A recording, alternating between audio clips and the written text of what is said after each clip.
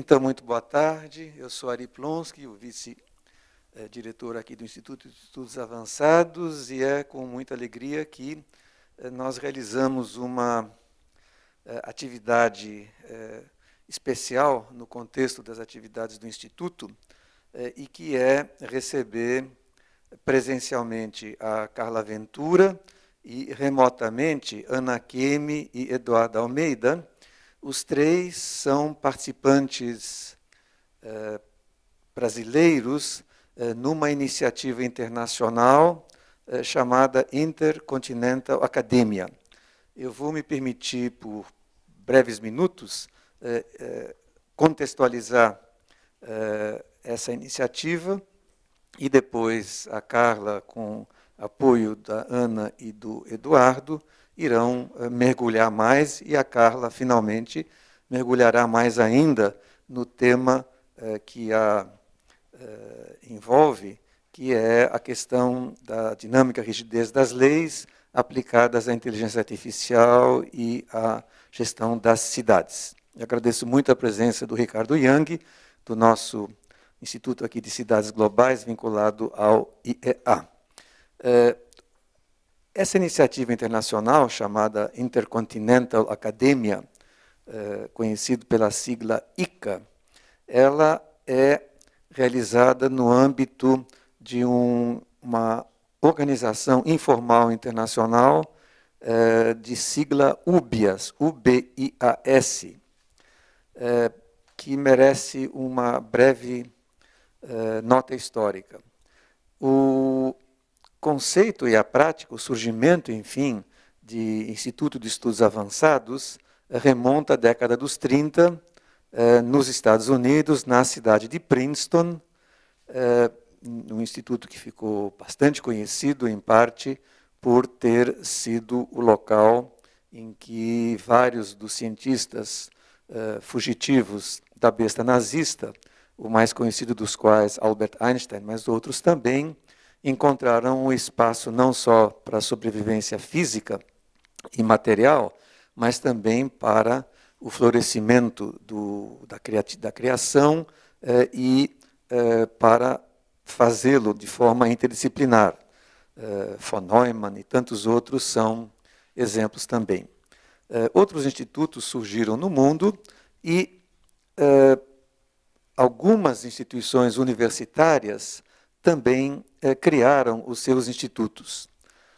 Então, nós temos, a partir dos anos 60, nós temos um conjunto de institutos que no começo eram muito poucos, mas que agora são já um pouquinho mais numerosos, que são institutos de estudos avançados que, como o nosso, são vinculados a uma universidade. E não são, portanto, institutos independentes, como é o Instituto de Estudos Avançados de Princeton, que, embora tenha esse nome, porque fica na cidade de Princeton, ele não é vinculado nem dependente à Universidade de Princeton, é vizinha, mas não há relação institucional. Mas, no caso, por exemplo, do nosso Instituto de Estudos Avançados, ele é uma unidade da Universidade de São Paulo. Então, há quase 10 anos, um conjunto desses institutos de estudos avançados vinculados à universidade criou uma rede internacional que, em inglês, tem o nome University-Based Institutes for Advanced Study. A sigla, então, é UBIAS, e a iniciativa da Academia Intercontinental é uma das iniciativas realizadas pela rede UBIAS, eu diria, eu já vou terminar aqui, talvez a iniciativa mais emblemática dessa cooperação. Houve já 3 edições da Academia Intercontinental e nós temos o prazer de contar, então, com a presença física ao meu lado ou remota de um participante de cada uma das edições, e eu vou, então, passar a palavra a Carla Ventura, agradecendo por ter vindo de Ribeirão Preto. A professora Carla Ventura é professora titular da Escola de Enfermagem de Ribeirão Preto, tem uma formação inicial em Direito, tem uma atuação bastante abrangente e ela foi, então, selecionada num comitê internacional para ser uma das integrantes da edição mais recente da ICA. E, então, eu sugiro que a gente, talvez, Carla, se você estiver de acordo, faça em duas prestações. Por um lado, você fala um pouquinho da tua inserção e fala um pouquinho enfim, da terceira edição. Aí deixamos o Eduardo e a Ana falarem um pouco da primeira e segunda, e depois você mergulha um pouquinho no tema específico, né, que é o do teu grupo dentro da terceira edição, que é o grupo que mexe com cidades, etc. Pode ser assim? Obrigado, Carla. Muito obrigado por ter vindo, nos dado o prazer de vir aqui para São Paulo. Eu é que agradeço, professor Ari, ao Instituto de Estudos Avançados pelo convite, pela oportunidade de estar aqui, conversando um pouco sobre a minha participação. Então, eu ia fazer, bom, os objetivos aqui, eu acho que é isso mesmo que o senhor tinha dito, né? Relatar primeiro as motivações, as minhas motivações para a participação nesse projeto, algumas características dos participantes desta terceira edição, a organização e o formato inovador dos workshops durante, né, as duas edições aí, dessa terceira fase. E depois discutir um pouco as lições aprendidas e refletir sobre os caminhos que esse terceiro grupo construiu para lidar com os desafios desse trabalho mais interdisciplinar.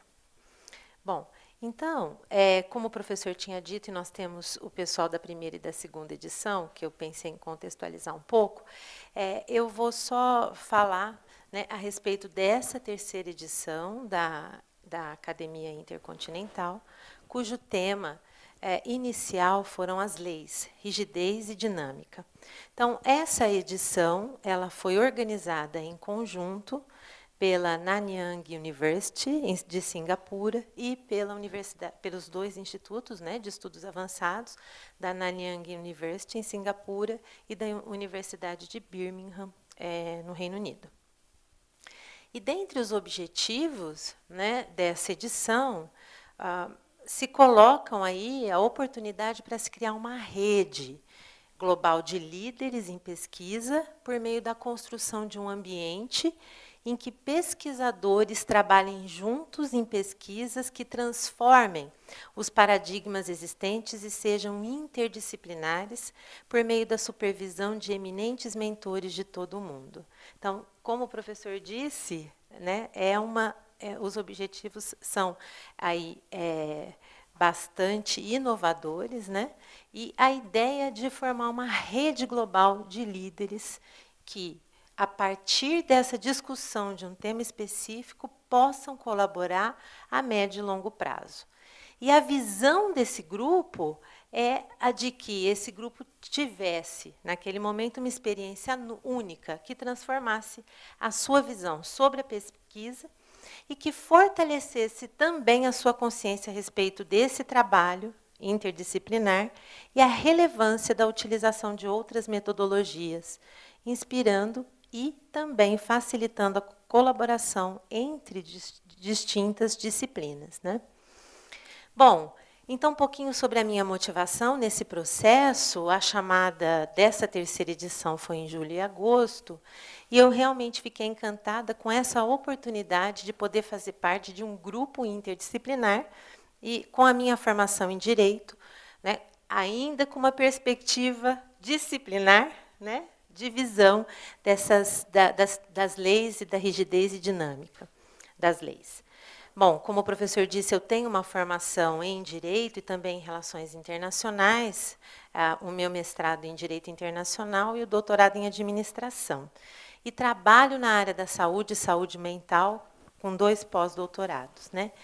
E eu já tinha tido essa oportunidade de participar de grupos distintos aí, com papéis diferentes, grupos multidisciplinares. Uma delas foi como coordenadora acadêmica desse programa de capacitação em pesquisa para profissionais da América Latina e do Caribe.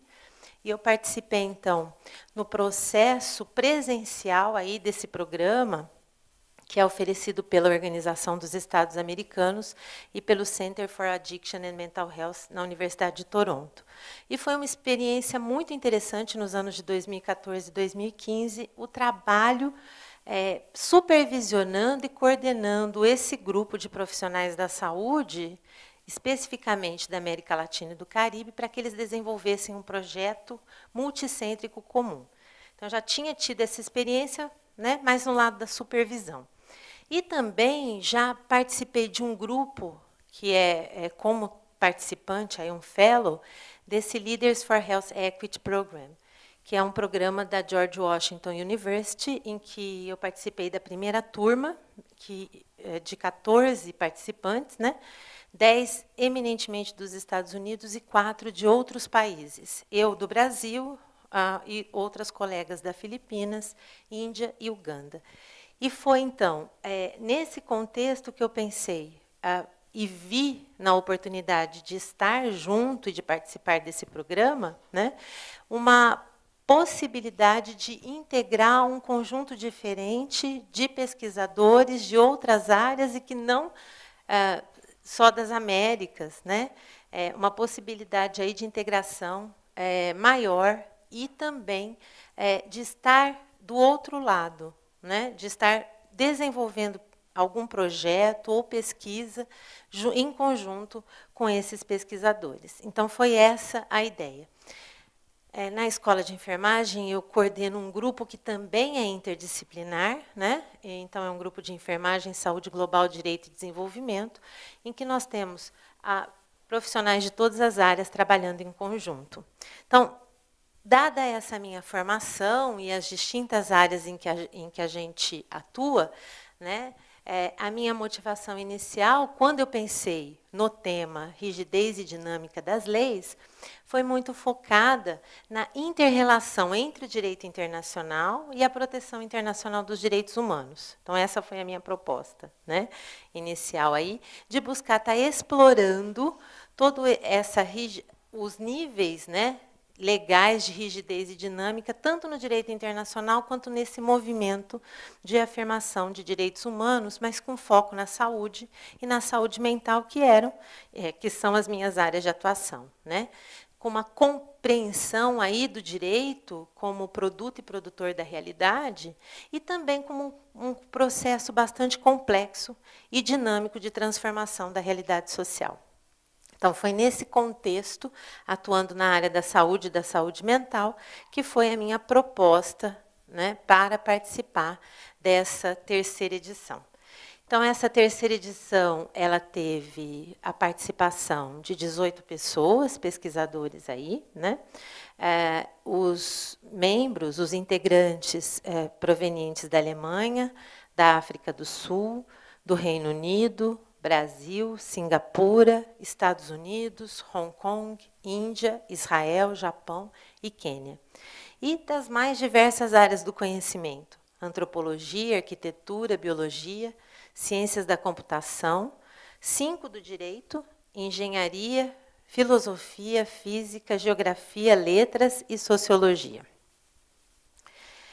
Também, nessa terceira edição, nós tivemos 16 mentores que atuaram, alguns deles bastante próximos desse processo de construção desse relacionamento entre os integrantes até um projeto comum, de diferentes áreas do conhecimento: biologia, ciências da computação, ciência política, direito, economia, muitos da área de física, história, matemática e química.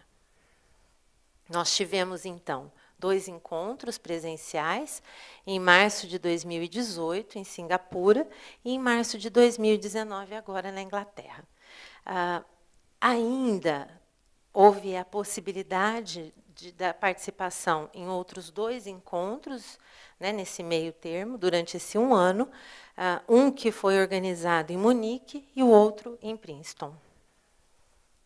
Então, esses são os membros, os participantes e alguns dos mentores dessa terceira edição, lá em Singapura.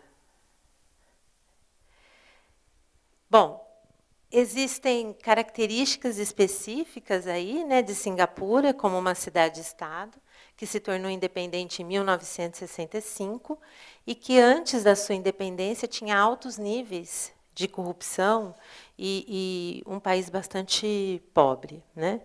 E, a partir, então, da sua independência, como uma escolha política, nós temos aí a conformação de leis bastante severas naquele país, né? E, em 2017, o país atingiu aí um grau de quinto, né, país com o quinto mais alto IDH no mundo. Então, foi um lugar bastante propício para se discutir as leis, mas também se pensar um pouco nessa ideia que veio de um grupo, né, de um subgrupo dentro da AICA, de trabalhar um pouco com as cidades e com a ideia de desenvolvimento, de sustentabilidade das cidades, né? Então, na dinâmica, posso continuar falando um pouquinho, professor?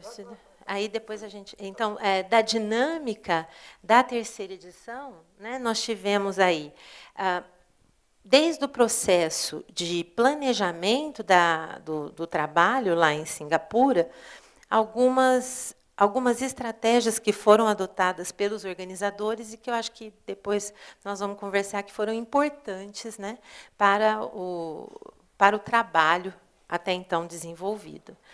Muitas das sessões elas foram lideradas pelos participantes, né?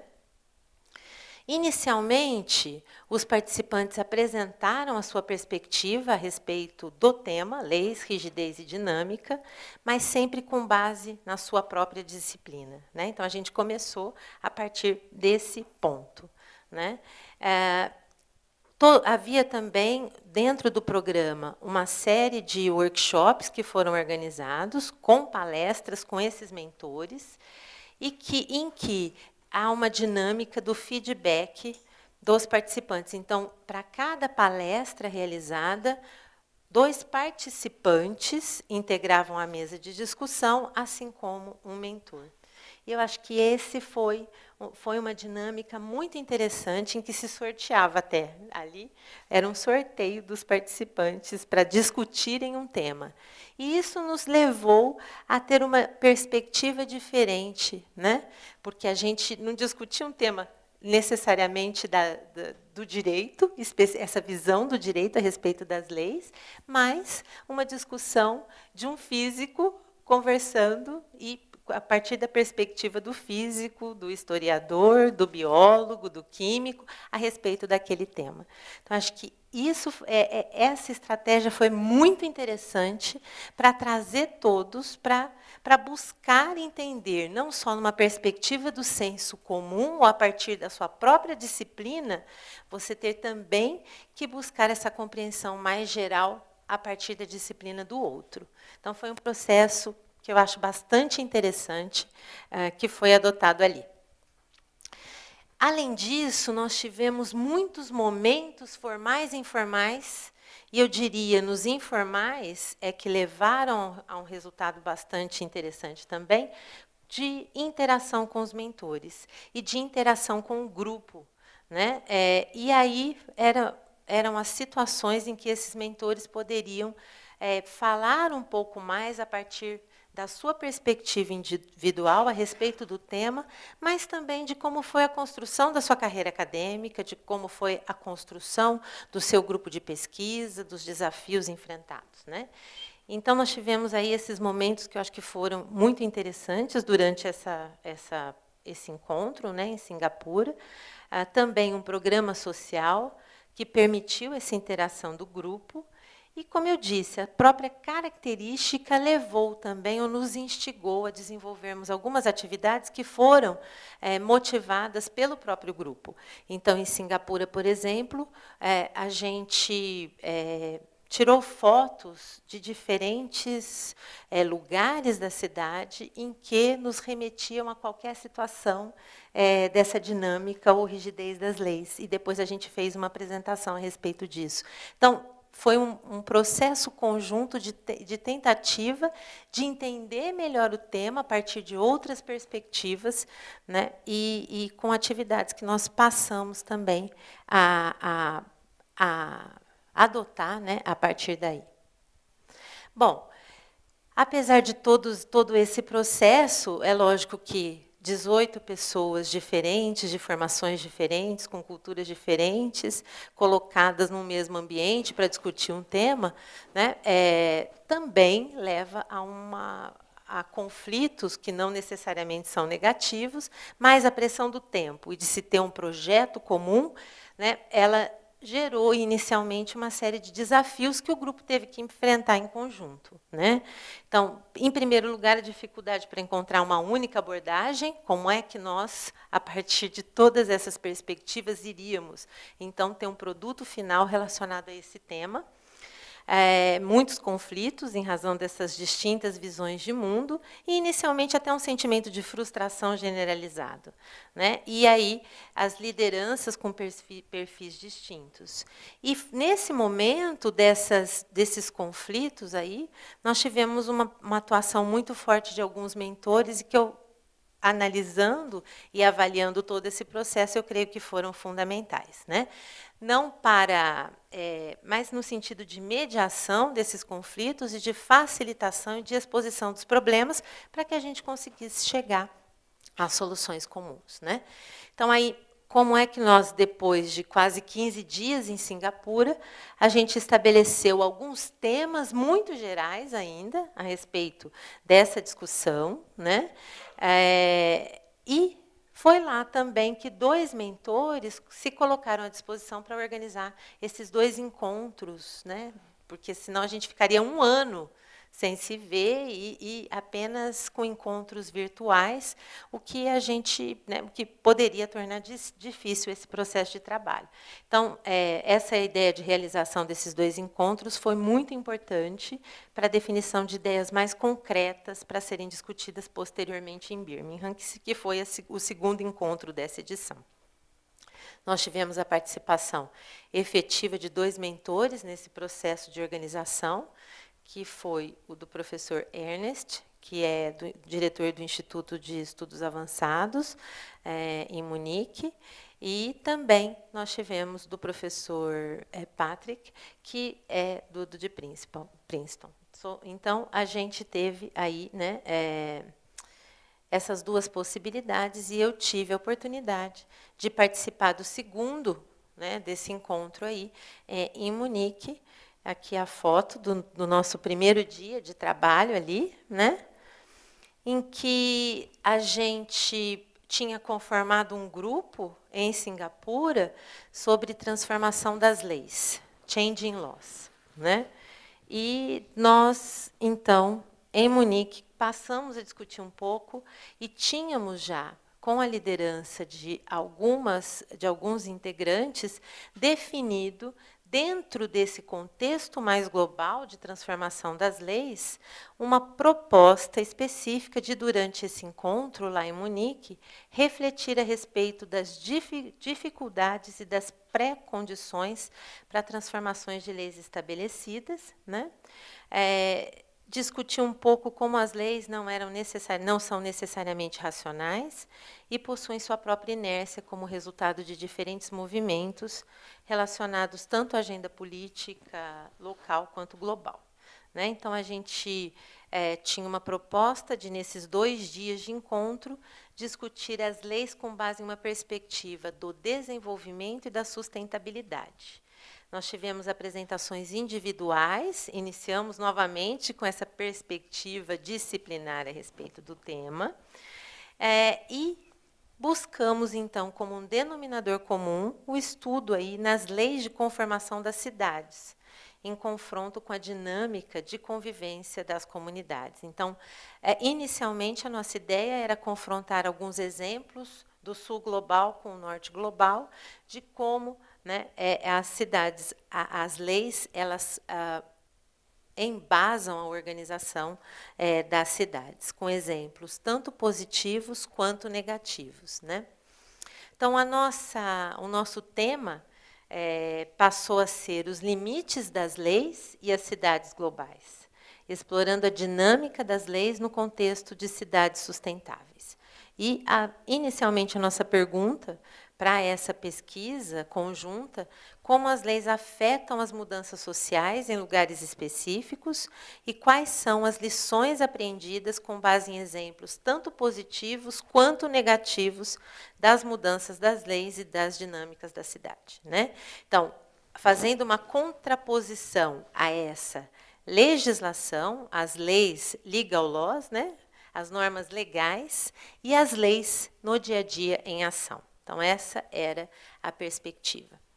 E aí, discutindo, né, nós percebemos que era possível utilizar um referencial teórico para analisar essas normas legais e as normas na prática, a legislação na prática, na conformação das cidades, né, a partir de uma abordagem das cidades como sistemas complexos, com uma complexidade organizada. E nós estamos, então, desenvolvendo um capítulo de livro abordando, a partir de uma perspectiva teórica, inicialmente, né, essa possibilidade de auto-organização por meio de uma coordenação mais positiva, né, no âmbito das cidades, com objetivos específicos, né, uma legislação que vai moldar, ou que busca moldar comportamentos, né, uma auto-organização muito mais focada na organização, né, e também essa perspectiva de visão com base em uma coordenação mais negativa, em que essas legislações ou regras, né, visam excluir apenas interferências externas, mas que permitem uma organização social mais flexível no âmbito das cidades. Então, foi esse o referencial teórico que a gente está abordando. Além disso, foi também realizado um encontro em Princeton, o senhor ali na foto. E existe uma perspectiva, um grupo de trabalho, né, que também foi formado para refletir um pouco a respeito desse trabalho interdisciplinar, né? E aí, entendendo que cada disciplina possui as suas próprias leis, compreendidas como princípios regulatórios aí, que governam as investigações no âmbito da disciplina, que existem barreiras que são fortes para essa integração interdisciplinar, né? E que propõe também algumas discussões, né, a respeito dessa interdisciplinaridade, pensando no tema das leis, da rigidez e dinâmica das leis. Então, algumas das perguntas que norteiam esse grupo de trabalho são por que algumas disciplinas colaboram mais facilmente com outras, quais são as grandes ideias encontradas entre as disciplinas, como elas surgiram, o que facilita a circulação e o intercâmbio destas ideias e quais as condições que favorecem ou impedem o diálogo e a colaboração interdisciplinares. Então, ainda está num âmbito muito global, muito geral, né? Mas há uma proposta aí de um grupo se deter para estudar mais especificamente essas questões.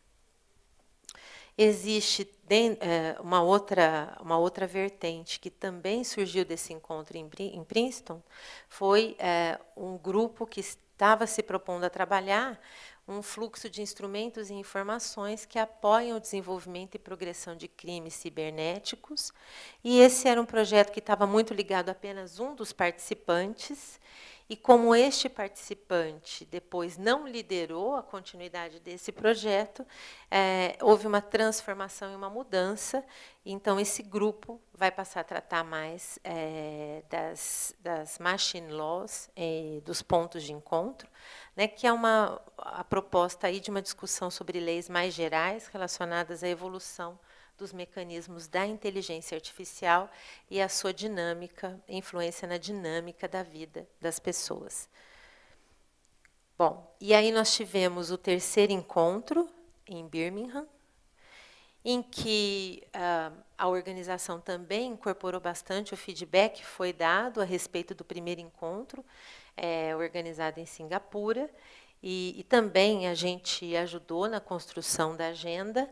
Tivemos muitas sessões lideradas pelos subgrupos, e aí o subgrupo das cidades trabalhou bastante. A gente organizou um seminário convidando professores da Universidade de Birmingham, que participaram ali dessas, falando, né, a respeito das cidades sustentáveis. Nós tivemos também a participação de um dos professores, que foi convidado especificamente para trabalhar com a gente nesse grupo, que é um professor da Universidade da Califórnia, que é o Geoffrey West, e também nós convidamos esse autor que trabalha com cidades sustentáveis, que é o Kevin Campbell. Então, esse autor, e o professor estava lá também no dia que esse professor conversou com a gente, ele trabalha com cidades sustentáveis, mas a partir da visão das comunidades, ou seja, como é que mudanças coletivas no âmbito da comunidade leva a mudanças mais globais nas cidades, né? Então, foi bastante interessante esse processo aí de construção do tema, né? Além disso, nós tivemos também um programa social, um programa acadêmico, um programa cultural, né, em que nós saímos do ambiente da Universidade de Birmingham e fomos para uma cidade vizinha, onde o Shakespeare nasceu, e tivemos lá, né, nesse ambiente aí, de um teatro, as aulas naquele dia e também as discussões. Um outro ponto bastante positivo dessa edição, não sei como foram as outras, mas que eu acho que foi bastante positivo, foi esse feedback individual também dado pelos organizadores do evento, com base na participação de cada um, ou seja, eles conversaram com cada um dos participantes, colocando qual foi os pontos positivos da participação de cada um, né? Então, acho que é importante a gente valorizar a diversidade, né, entre os participantes, e foi isso que eles fizeram, mas também de chamar atenção para como é que cada um contribuiu nesse processo. Então, nós tivemos aí também, nessa edição, a participação dos mentores, que falaram sobre as experiências negativas e positivas que eles tiveram a respeito da interdisciplinaridade no desenvolvimento das suas pesquisas. Então, de uma forma geral, nós temos, com base nessa terceira edição, são 3 subgrupos, né? O de cidades, em que nós inicialmente trabalhamos a perspectiva de cidades inteligentes, para depois, agora nós mudamos o enfoque para cidades habitáveis, né? A partir daquele referencial teórico. O grupo das machine laws e o grupo da interdisciplinaridade. Com relação ao nosso subgrupo especificamente, nós estamos trabalhando, então, nesse capítulo de livro. Vai ser organizado um livro com todas as participações dos mentores e também agora dos diferentes grupos dessa edição, como um produto final, né, dessa AICA, e o nosso capítulo de livro sobre as cidades dinâmicas e as rigidez das leis. A reflexão sobre o papel das leis na criação de cidades habitáveis, né? Os participantes vão se encontrar agora em julho, um outro encontro, né, que foi organizado. Quem não puder estar participando presencialmente vai participar à distância, que será o meu caso. Além disso, nós também estamos preparando um artigo para a revista Urban Studies, como um produto dessa colaboração mais de curto prazo, né? Acho que, de uma forma geral, foi este o processo aí dessa terceira edição. Não sei se o senhor quer passar a palavra para os outros. Vamos passar isso. Olha, Carla, agradeço muito a sua exposição, ao mesmo tempo abrangente e vívida, e que nos faz, de fato, perceber um pouquinho o teu sabor, né? Do encontro, dos desafios, dos potenciais e do cuidado com o processo para que, de fato, ele se realize. Eu vou... Isso, não, é só se a gente puder ter só, Ricardo, uma breve apresentação da Ana Kemi e do Eduardo para comentar as outras 2 edições, e depois a palavra está contigo, temos mais outras pessoas presentes também. Pedir para o Jorge, para o E para o Sérgio que tem... Oi, vocês estão aí, agora estou vendo vocês. Tudo bem? Oi, Ana. Oi, Eduardo. Quem gostaria de começar? Talvez começando pela ICA 1. Então, acho que é minha vez. Bom, vocês me escutam bem? Alô? Sim. Diz onde você está. Começa. Tá. Acho que tem um delayzinho na chegada. Bem, muito boa tarde. É uma satisfação grande voltar a esse ambiente, né, e a história da Academia Intercontinental, que, obviamente, acho que qualquer pessoa que passa por essa experiência fica marcada para o resto da vida. Então, realmente é muito bom, tá? Mesmo que a uma certa distância perto de vocês. Eu estou em Ribeirão Preto, eu sou do Departamento de Biologia da Faculdade de Filosofia, Ciências e Letras, então eu participei da primeira edição da Academia Intercontinental, que foi uma parceria principalmente entre a Universidade de São Paulo e a Universidade de Nagoya, no Japão. Nessa primeira edição, a ideia era de termos 15 participantes, né, 15 dos chamados jovens participantes, e foram apenas 13, né, então no última hora houve um problema para a vinda de 2 desses participantes da primeira edição, que foi a primeira etapa, que foi em São Paulo, então fomos 13 no total. E o tema dessa primeira experiência foi o mais amplo possível, foi o tempo. Então, basicamente, qualquer área estava contemplada dentro da noção de tempo, e nós tivemos, então, participantes que trabalham mais diretamente com filosofia, com matemática, com literatura, com história, com biologia, com destaque especial aí na biologia, né, para alguns participantes, tanto do grupo dos sêniors quanto dos fellows, com a ideia de cronobiologia, né, que é bem importante. Então, como é que o relógio biológico que está nas nossas vidas, ele dita um tempo, né, para as nossas vidas. E aí eu destaco, inclusive, a importância da professora Regina Marcos, né, do Instituto de Biociências de São Paulo, que foi uma das grandes mentoras, né, localmente em São Paulo dessa iniciativa, junto com o professor Martin Grossman, também, né, que estava no Instituto de Estudos Avançados na época. E, bom, de modo geral foi isso. Foram então duas reuniões, falando de forma muito breve, né, uma primeira reunião em 2015 na Universidade de São Paulo, em 2016 na Universidade de Nagoya. Da mesma forma como a professora Carla mencionou, né, houve também uma reunião intermediária que aconteceu no final de 2015 em Munique.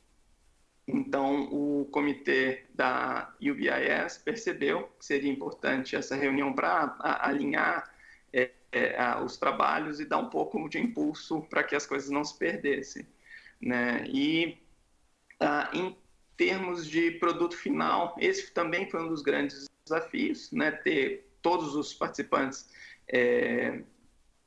pensando juntos, trabalhando juntos para que nós tivéssemos esse produto.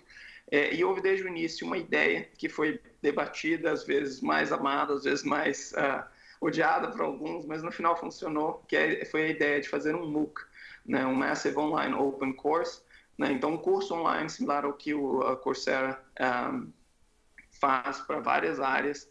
E essa continua sendo a ideia, né? Então, depois do segundo, né, e último encontro, que foi em Nagoya, um ano depois, então em 2017, houve um encontro para fazer a gravação dos MOOCs. Então, nós geramos, durante os encontros presenciais, scripts que seriam, então, uma espécie de um script teatral / acadêmico, com as aulas que seriam feitas e gravadas pelos próprios participantes, como sendo os autores e docentes desse curso online.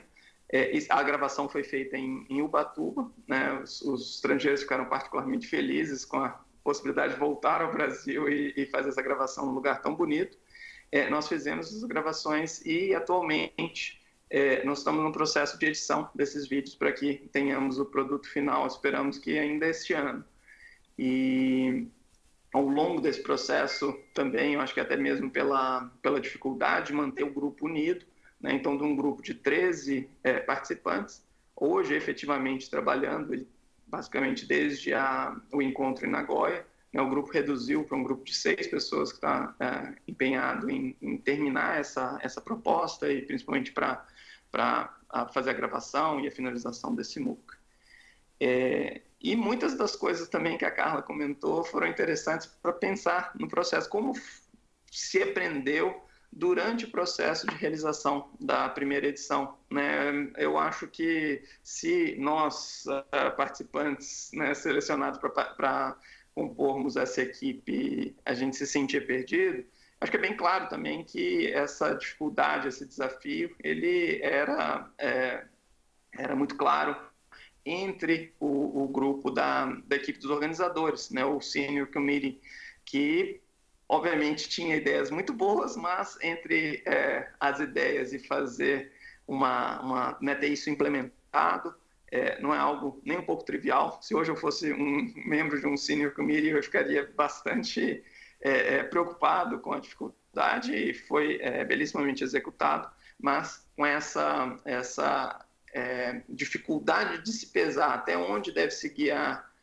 o caminho a ser seguido e até onde essa liberdade de se fazer as coisas conforme ideias emergiam acontecesse. Então, esse processo em si é algo difícil de ser contado, infelizmente é algo que fica muito mais restrito aos participantes do que algo que fica recordado, né, gravado para qualquer pessoa viver, mas é uma experiência que é realmente memorável para todo mundo envolvido. Bom, de modo bastante breve, eu acho que esses seriam as minhas colocações sobre a primeira edição. Muito obrigado, Eduardo. Antes de passar para a Ana, só fazer o comentário de que esse encontro de hoje exatamente para registrar um leve sabor, não é? Do que foi essa experiência, justamente porque já com 3 edições e uma quarta, depois eu comento, por vir, nós precisamos não só aprender, mas também deixar o registro e muito obrigado pela tua participação. Ana, por favor, da segunda edição da ICA, ou AICA, dependendo de quem fala. Por favor, Ana.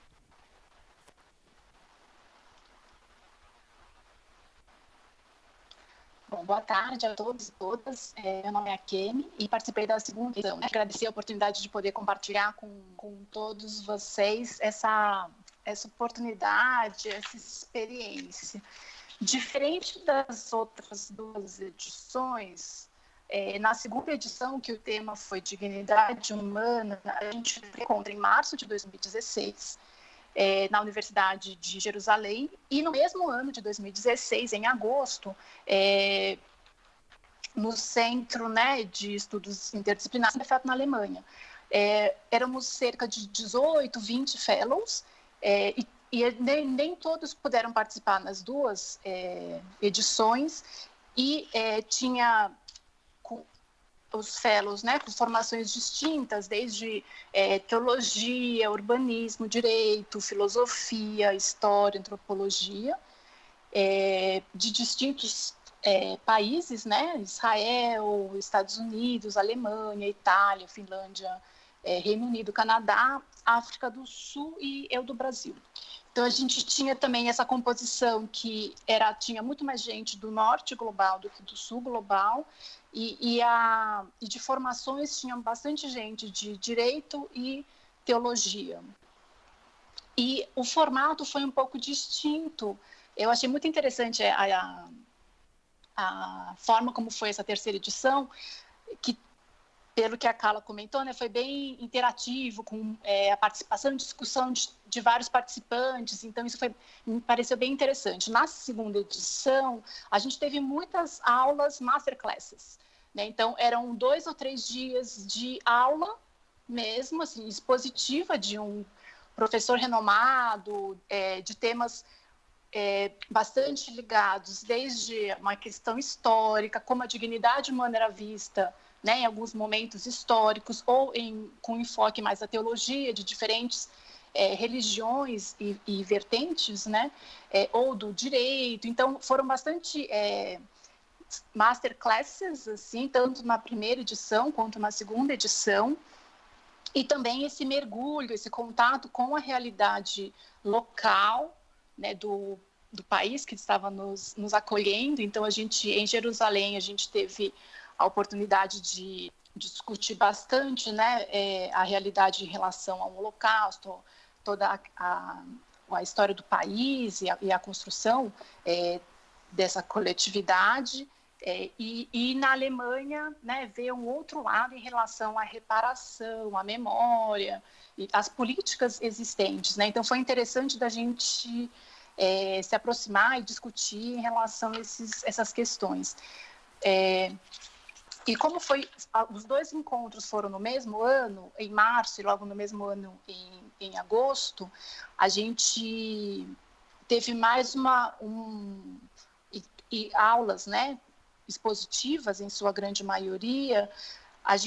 Uma das questões que nós participantes, conversamos bastante foi em relação a ter ou um conceito comum ou uma abordagem construída coletivamente em relação ao tema de dignidade humana, o que, na verdade, a gente não teve também tanta oportunidade para um debate mais aprofundado, e a gente discutia bastante informalmente, e algumas oportunidades em uma tarde que tinha mais livre, a gente teve essas questões, e a gente conseguiu fazer um terceiro encontro, que foi esse ano, no início do ano, na África do Sul, para pensar um pouco em alguns artigos que os participantes, a gente combinou, né, de cada um contribuir para um livro a ser publicado no final do ano. E aí, mas também nessa oportunidade na África do Sul, a ideia era a gente poder discutir sobre a contribuição de cada um dos participantes que estava disponível e disposto a fazer a contribuir com esse artigo, e a gente também teve algumas aulas discutindo a realidade em relação ao contexto sul-africano, toda a questão do apartheid, pós-apartheid. Então, foi bastante interessante para a gente discutir distintas realidades, a oportunidade de ter uma discussão mais profunda em relação a uma construção interdisciplinar. Eu acho que isso não foi tão... A gente não teve tanta profundidade ou tanta oportunidade para um mergulho mais eficiente, eficaz, né, em relação a essas questões. Ficou mais por conta de cada participante fazer montar os seus quebra-cabeça e reorganizar as discussões, mas foi bastante interessante a gente ter distintas abordagens para serem discutidas, né, mas não necessariamente que nós discutíssemos para construir algo tão coletivamente como me pareceu ser nessa terceira edição. E aí é isso, assim, se depois a gente puder discutir um pouco mais, né, sobre as diferentes abordagens e questões, acho que seria interessante. Então, agradeço, estou à disposição.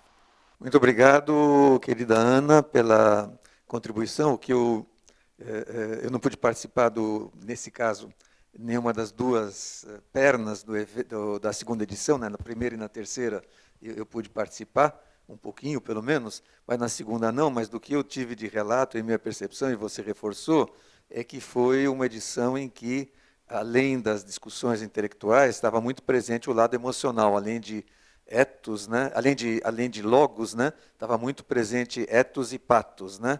Para usar a expressão e o contraste que você trouxe, né? de ter Israel e Alemanha na geração pós-Holocausto, certamente explica isso de maneira clara. Antes de passar a palavra de novo para a Carla, para fazer uma complementação, em seguida passar enfim, o Ricardo Young já se voluntariou para ser o primeiro contribuinte dos participantes aqui presentes, mas eu só queria comentar que, em primeiro lugar, haja uma previsão da 4ª edição. Ela será feita sempre com 2 continentes, no caso, a Universidade de Marsella, pelo Instituto de Estudos Avançados, que tem a sigla IMERA, e pelo Instituto de Estudos Avançados Transdisciplinares da Universidade Federal de Minas Gerais. Então, serão no ano 2020 em Marsella e 2021 em Belo Horizonte. Ou seja, desde que começou, nós temos praticamente todos os anos, né, 16, 17, 18, 19, 20, 21, nós temos então essa série de academias rolando. Não é fácil, porque viagens, há um certo investimento monetário, além do investimento expressivo de tempo. E também dizer que nós começamos a conversar isso em Birmingham, a Carla vai se lembrar, pensando em ter um dos benefícios dessas sucessivas edições, que é criar então essa rede internacional de jovens, e sempre serão jovens, pesquisadores de olho brilhando, de várias formações, interessados em ter percepções diferentes a respeito de temas engajados, né? O tema do tempo, o tema da dignidade humana, o tema da rigidez e dinâmica das leis. O tema da 4ª edição será inteligência e inteligência artificial. Então, está sendo iniciado o trabalho e a gente a gente contará depois um pouco mais em detalhe com a contribuição de vocês e dos demais colegas. Carla, você queria complementar, por favor, e depois passamos à conversa mais ampla. Bom, só então para finalizar e complementar, né, o início aí da minha fala, trazendo um pouquinho o objetivo que eu tinha colocado, eu acho que a gente conseguiu um processo de consolidação como um grupo, né, principalmente de construção da confiança nos subgrupos, essa ideia de que é importante você conhecer melhor, né, a pessoa do outro para ir ter confiança nessa colaboração, né? Acho que a comunicação ela fica muito mais fácil, até a possibilidade de a gente discordar com o outro a partir desse momento dessa consolidação da confiança no grupo, né? Eu acho que isso foi um feedback que os mentores nos trouxeram da evolução desse processo, desde Singapura até Birmingham, que esse grupo passou a ter uma identidade própria. Eu acho que isso é algo muito importante, né? Uma identidade com uma visão mais compartilhada, né? Com uma construção de relacionamentos e confiança, né? E eu acho que isso leva a um comprometimento também maior desse grupo para com os resultados propostos, né? A gente também observa a construção de uma liderança nesse movimento, né? E do posicionamento dos diferentes integrantes em diferentes situações como líderes também nesse processo, utilizando estilos diferentes e abordagens diferentes, né? O ambiente de aprendizado dessas duas oportunidades, ele gerou, então, tanto a infraestrutura possível, mas também a motivação e o comprometimento dos organizadores. O papel que os mentores desempenharam foi chave nesse processo, né, de integração entre e com os participantes, né? Então, eu acho que houve um ambiente, aí, a construção conjunta de um ambiente de aprendizado. E aí, ainda, não digo que há uma visão, um movimento aí, né, para a construção de uma pesquisa interdisciplinar. A gente ainda tem uma visão mais multidisciplinar, mas eu acho que é uma meta a ser alcançada, especialmente de médio e longo prazo, para a continuidade desse grupo, né? Foi como os outros membros, né, das duas outras edições que também conversaram aqui, foi uma experiência única, acho que transforma, né, a nossa visão e a gente adquire uma série de habilidades que só com o tempo a gente vai observando, né? E aí, como o professor disse, eu acho que há um potencial enorme agora com a ARCA 4 de uma integração maior da formação de uma rede, né, desses pesquisadores, para que a gente possa trabalhar ainda mais em conjunto. E eu acho que são pequenos produtos que são importantes, né, como resultado dessas edições, para que a gente, com um grupo, né, de pessoas interessadas, possa pensar aí uma integração cada vez mais profícua, né? Para mim, foi um ponto de mudança, né? Um ponto muito importante para o meu desenvolvimento, e eu acho que essa colaboração com esse grupo, especialmente com esse subgrupo das cidades, vai ser uma colaboração de médio e longo prazo. Muito obrigado, Carla. A palavra está aberta. Ricardo, você gostaria, por favor, de ser o primeiro? Olá, Carla. Tudo bem? Meu nome é Ricardo Yang, eu sou integrante do IEA, nas Cidades Globais, e pesquisador aqui do Instituto no tema de cidades sustentáveis e complexas. Eu queria fazer 3 comentários em relação à sua apresentação. Aliás, muito boa, é uma linha de pesquisa absolutamente essencial. Eu estou muito ansioso para saber onde é que vocês vão chegar com todo esse trabalho. E eu queria, primeiro, dizer que aqui no âmbito dos Cidades Globais, a Tatiana Tucunduva, que é pós-doc e originalmente é professora na Uninove, ela está conduzindo uma pesquisa chamada Cipoal, que eu não sei se você chegou a ouvir.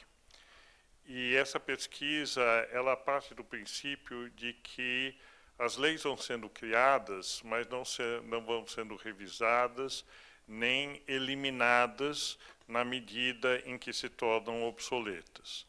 E através de uma tecnologia de linguística profunda,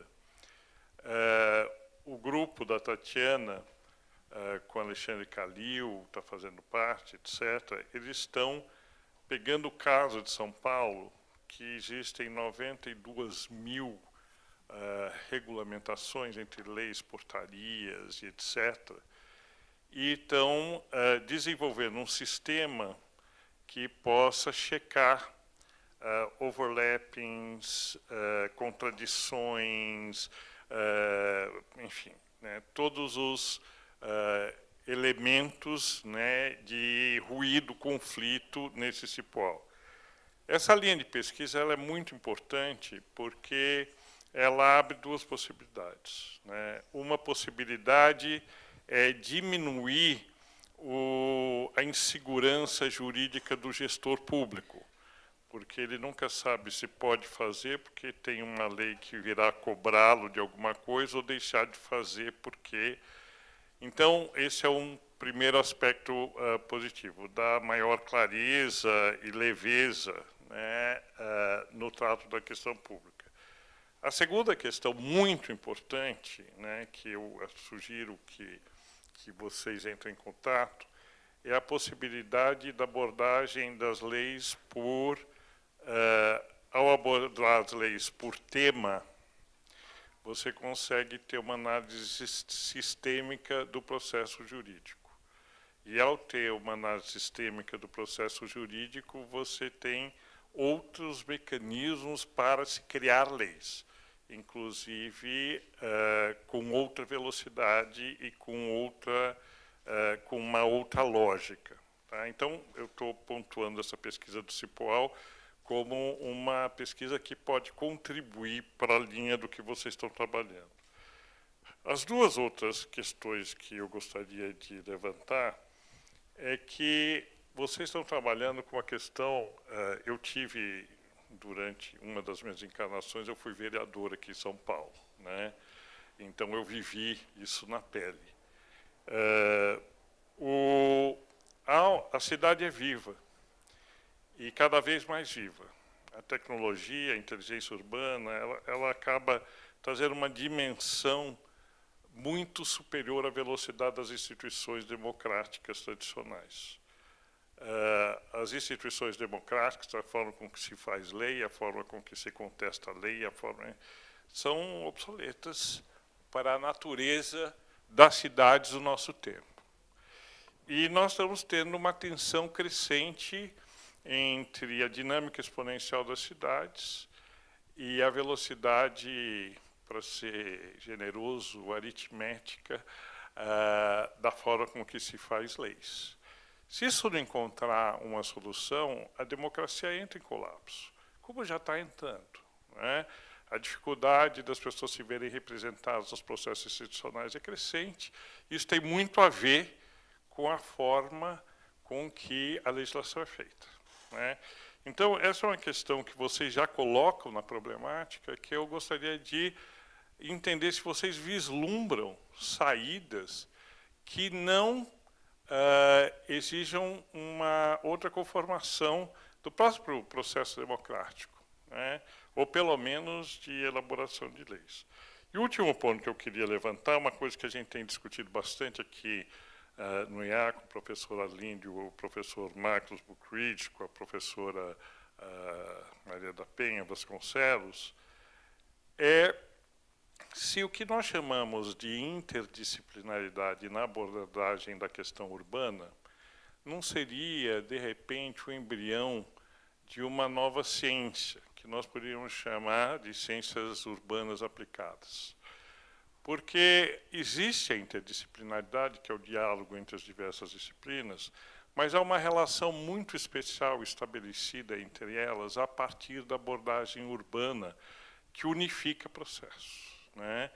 Então, nós temos conversado muito sobre isso aqui. Eu gostaria de ouvir a sua opinião, se você acha ou não que existe aí a emergência de uma nova ciência urbana aplicada. São essas as três questões que eu queria abordar. Muito obrigada, professor, pelas suas observações. Eu acho que não foi por acaso, que foi o tema das cidades, o encontrado pelo grupo, para tentar unificar essa discussão sobre leis, né? Então, a gente ainda não tem um estudo mais aprofundado a respeito do tema, e eu acho que eu gostaria muito de conhecer essa abordagem desse estudo da sua pós-doutoranda. Ela é da área do direito? Não, ela é da área de cidades sustentáveis. Mas eu acho que a formação original da Tatiana é direito. É. E interessantíssimo essa visão, né, porque a gente constrói leis, né, e essa compreensão temática das leis, buscando aí compartilhar esses temas comuns, entender esses temas comuns, e à medida que eles estão, na verdade, regulando melhor ou pior essas relações, né? Então, acho que é bem interessante essa abordagem. Eu gostaria de conhecer qual é o referencial e o método até utilizado, porque a gente também trabalha com essa evolução do direito, né, mas a partir de outra perspectiva. Então, eu gostaria muito de conhecer. Então, o grupo, uma das abordagens, até para verificar essa diferença e essa ideia de que a cidade é viva, e nunca a regulação vai acompanhar esse movimento, ou até nenhum movimento das relações sociais, né? Porque a regulação ela vai acontecer sempre, ela vai estar sempre atrás desse movimento, né? O que nosso grupo discutiu foi com base naquele autor que eu coloquei, que é Kelvin Campbell. Eu não sei se o senhor conhece. Ele trabalha na África, mas ele é inglês. E a abordagem dele é justamente como é que as comunidades, por meio da sua ação coletiva, né, elas conseguem modificar o seu ambiente e aí provocar uma transformação legal, que pode ou não acontecer, mas é com base nesse movimento que vem mais da sociedade. E aí ele estuda alguns exemplos da África, e até do Quênia e da África do Sul. Ele está na universidade, no Instituto de Estudos Avançados lá da África do Sul. Stellenbosch. É Kelvin Campbell. Então ele fala dessa mudança massiva coletiva, mas é uma mudança que começa a partir das comunidades, né? Grassroots. E eu acho que é a partir daí que a gente precisa de trabalhar a mudança legal, né? É uma transformação que vai acontecer, mas por meio de uma participação maior da sociedade. Agora, com essa diferença cultural, e a gente tem também diferenças de níveis de conhecimento das pessoas até a respeito do próprio direito em si, né? Então, nós precisamos de trabalhar muito a educação em direito também nesse processo, eu acho. Porque a participação social é resultado dessa educação em direitos, né? Então, acho que essa é uma das discussões que a gente começou ainda a ter, professor, a respeito dessa ideia.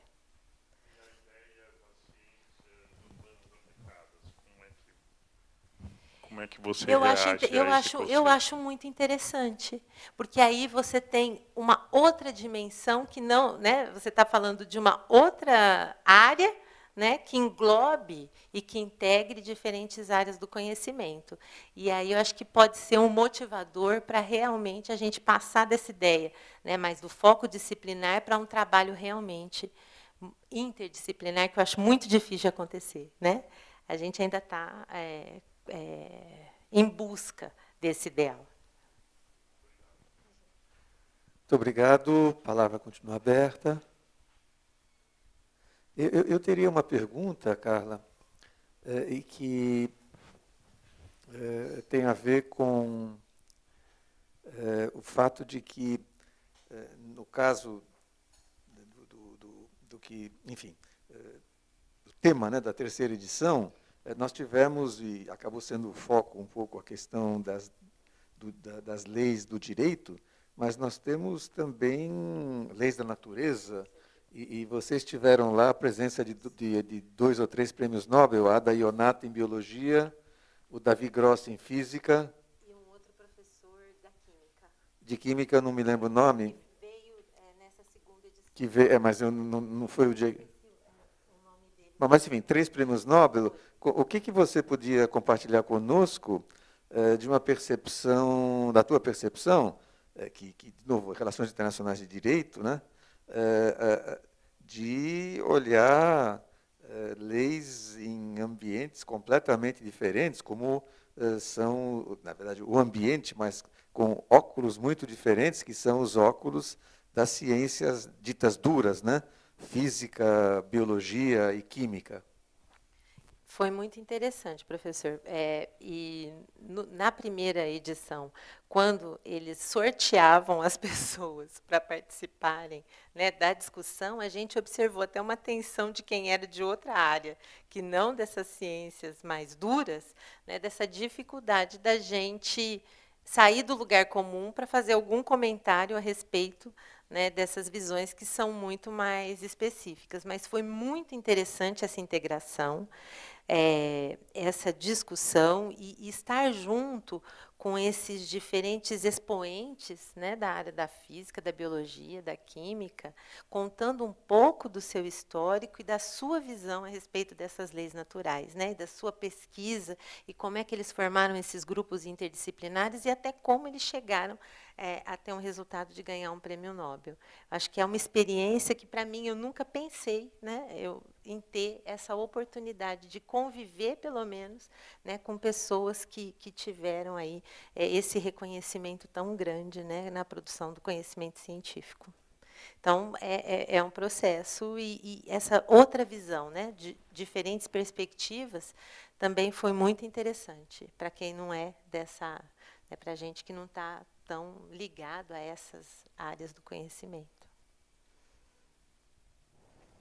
Mais alguma questão? Então, eu passaria só, caso queiram, a Ana e ao Eduardo para algum comentário final, depois a Carla também, e aí eu encerro o nosso encontro de hoje. Ana, Eduardo, começando talvez com a Ana, algum comentário?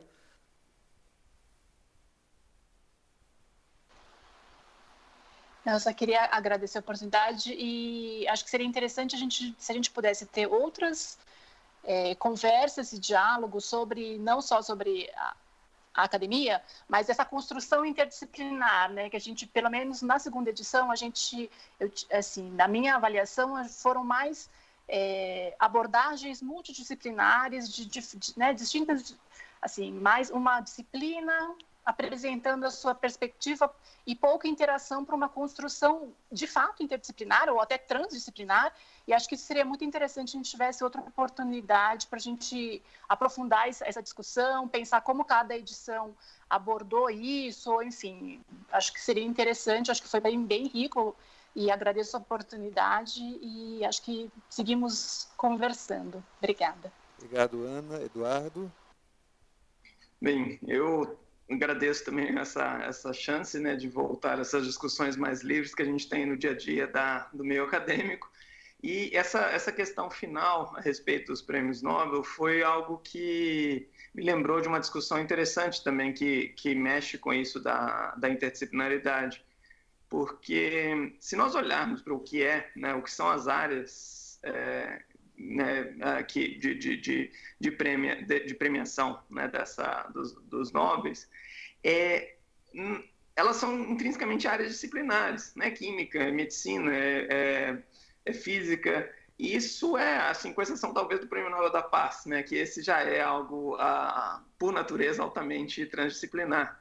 Mas isso nos fez pensar, porque também na Universidade de Nagoya nós tivemos a chance de ter apresentações feitas por alguns desses cientistas de altíssimo nível, né, premiadíssimos, e que, curiosamente, eu não faço isso de modo algum para denegrir essas pessoas, mas foram das piores apresentações que nós tivemos, porque eram apresentações altamente disciplinares, voltadas quase que para um público de pessoas que entendem daquela área, bem restrita, que aquelas pessoas dominam com uma capacidade, com um conhecimento que são poucos no mundo que vão ter capacidade realmente de entender aquilo daquela forma. Então, ao mesmo tempo, iniciativas como a Intercontinental Academia nos dá essa chance de sermos acadêmicos melhores e olharmos com um olhar privilegiado para o que é o nosso meio de geração de conhecimento, de pensar sobre sociedade, a gente sai, inevitavelmente, de uma formação que é bastante disciplinar, vê os nossos modelos, né, os role models, eles vão ser pessoas extremamente hábeis dentro de algumas áreas, e a gente vai tentar fazer algo diferente. Isso poderia chamar de um drama que existe desde o início, né, dos institutos de estudos avançados, e inclusive um dos nomes mais interessantes que acadêmicos falaram conosco durante a primeira edição veio de Princeton e contou um pouco dessa história, como é que é uma chance de fugir do lugar comum do meio acadêmico e gerar algo novo, né? A relação entre o que se espera de profissionais acadêmicos em termos de produtos, né, geração de conhecimentos, e o que pode ser mostrado como contrapartida daquele investimento feito em nós, e esse pensamento fora da caixinha, isso é algo difícil, né? E eu acho que é o grande benefício desse movimento agora constituído, que eu espero que continue, das academias intercontinentais. Muito obrigado, Eduardo. No que depender da gente, sim, a gente está na função agora, o IA, eu, pessoalmente, de coordenação dessa rede UBIAS, e a gente certamente tem uma expectativa de que esse movimento de jovens pesquisadores, de pupilas brilhando e interessados, né, em explorar campos novos e dispostos a escutar, no sentido não só de ouvir, né, fisicamente, mas de escutar, ou seja, de conseguir dialogar, introjetar, pensar sobre pensamentos diferentes, possa ajudar, então, esse esforço a avançar uma questão que, me parece, magistralmente, foi registrada há 60 anos atrás, exatamente, quando, numa série de conferências na Universidade de Cambridge, o professor Snow, né, a sigla dele é C.P. Snow, ele falou, então, sobre as duas culturas, né, a cultura das ciências duras, a cultura do que a gente chamaria de humanidades e outras, né? E a dificuldade do diálogo entre essas duas grandes, vamos dizer assim, desses dois grandes repositórios e métodos de geração de conhecimento. Esse desafio continua, certamente os institutos são locus, né, para que esse desafio possa ser tratado. Quando esse nosso instituto aqui de São Paulo, do IEA, da USP, foi criado, a motivação principal do então reitor, professor Goldenberg, foi exatamente ajudar a universidade a sair do modelo fragmentado, né, do modelo compartimentado. Hoje existem vários, o que na terminologia uspiana são chamados órgãos de integração, né? Nós somos institutos, né, são órgãos de integração, existem também os núcleos, né, núcleos de apoio à pesquisa, que são núcleos de apoio à cultura e extensão, são outros, e nesse momento a gente está procurando, tentando, né, um esforço que já tem raízes um pouquinho mais para trás, mas tentando avançar, que é levar a interdisciplinaridade não só para a pesquisa, mas também para a graduação. Nós temos o curso de Ciências Moleculares, né, que já é um precursor, mas nós estamos procurando fazer isso em duas áreas, junto com as unidades respectivas. Uma é tecnologia e saúde, então Poli, Faculdade de Medicina, Instituto de Ciências Biomédicas, e o outro que é Humanidades Digitais, aí já em nível de pós-graduação. Então, como vocês colocaram, já vou passar a palavra para a Carla, é de fato ainda um desafio que nós não temos um protocolo como ser interdisciplinares, né? Primeiro passo, segundo passo, terceiro passo e quarto passo. A Carla foi muito feliz quando ela trouxe um elemento que é fundamental, na minha percepção também, que é a questão da construção da confiança. Então, com isso, a gente confiou muito em vocês, acho que foi uma aposta muito bacana e correta. E, Carla, por favor, você tem a palavra quase final aqui. Então, eu também gostaria muito de agradecer essa oportunidade de fazer parte dessa terceira edição. E eu acho que aqui, esse apoio que a gente tem do IEA, nós podemos até pensar em formar um grupo entre nós, né, para continuar discutindo estas questões e depois abrir para a comunidade mais ampla. Né? Eu não sei, professor, eu acho que existe essa possibilidade. A bola está com vocês, né? O que a gente dá apoio, mas a bola está com vocês. Se vocês tiverem essa energia... pode pensar nisso. E, como a Ana falou, né, o Eduardo, acho que a gente tem aí um potencial e uma responsabilidade também de ter feito parte dessas edições, né, de continuar isso e de buscar essa integração dentro da USP também. Né? Eu acho perfeito, de nossa parte, o Rafael Borsanelli, que é a grande alma que faz as coisas acontecer, está aqui e certamente poderá ajudar a identificar de que maneiras a gente pode contribuir ou não, mas só também dizer que o fato de que a próxima edição, o ICA 4, vai ter a segunda perna no Brasil, mas que já está participando do planejamento desde o começo, talvez ajude, né, no belo ambiente de Minas Gerais, Belo Horizonte, a que a gente possa avançar, então, nessa proposta da gente fazer a nossa redinha dentro da rede grande. Professor, eu acho que vai ser muito importante. Tá bom? Então, mais uma vez, especialmente a Carla, que enfrentou aí na segunda-feira um voo Ribeirão Preto, São Paulo, e vai enfrentar o voo de volta. Obrigado por ter vindo. Ana e Eduardo, muito obrigado também pela vossa participação. Ficamos muito, muito felizes. Agradeço ao Richard, que estruturou o evento com apoio, certamente, super apoio da Cláudia. Agradeço ao Jorge e ao Sérgio a gravação, ao Rafael, penhoradamente, todo o esforço que ele faz de orquestrar essa atuação, atividade do IEA, com um grupo muito pequeno de pessoas. Agradeço a vocês pela presença e, com isso, nós encerramos essa atividade de hoje e olhares para o ICA 4.